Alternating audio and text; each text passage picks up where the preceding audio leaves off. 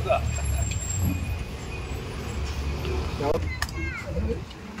भाऊ नाही अच्छा चल गाडी घे आम्ही पलीकडे येतो नको फिरवायला नको।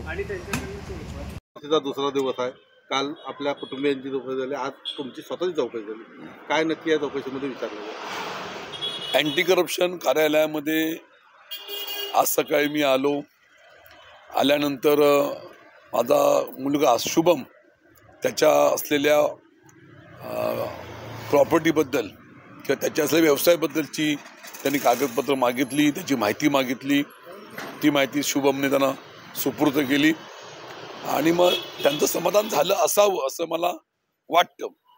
त्यानंतर मला स्वतःला त्यांनी त्या ठिकाणी माझ्या असलेल्या व्यवसायासंबंधी आणि माझ्या कागदपत्राची माहिती मागवली, ती त्यांना सर्व माहिती पूर्ण त्यांना मी दिलेली आहे। अशा तऱ्हेने आजचा 1 वाजल्यापासून 5 वाजेपर्यंत माझा कालावधी संपलेला आहे। आता मी जातो। सर, यापूर्वी देखील आपण यांच्याकडे कागदपत्र NCPला दिलेली होती, कागदपत्र दिली होती किंवा माहिती दिली होती, तरी पण अजूनही आपल्याकडनं कागदपत्र मागले होते। जवळजवळ 2 वर्ष त्याला होतील। अलिबागच्या कार्यालयामध्ये आत्तापर्यंत 6 वेळा जाऊन जे माहिती ते सर्व काही दिलेलं आहे, पण त्यांचं समाधान होतच नाही आहे। कुठून तरी मानसिक त्रास द्यायचा, दबावाखाली टाकायचं, कुठेतरी कुटुंबाला त्यामध्ये सर्वांना एकत्र करायचं, अशाच त्यांचा हेतू दिसतोय असं मला वाटतंय। परंतु त्यांनी किती दबाव टाकला, किती त्रास दिला, तर सावी कुटुंबीय हे संपूर्ण शिवसेना उद्धव बाळासाहेब ठाकरे यांच्याशी प्रामाणिकपणे राहणार आहे। पण त्यांच्या चौकशीचा भाग म्हणून त्यांनी ती चौकशी विचारावी, करावी।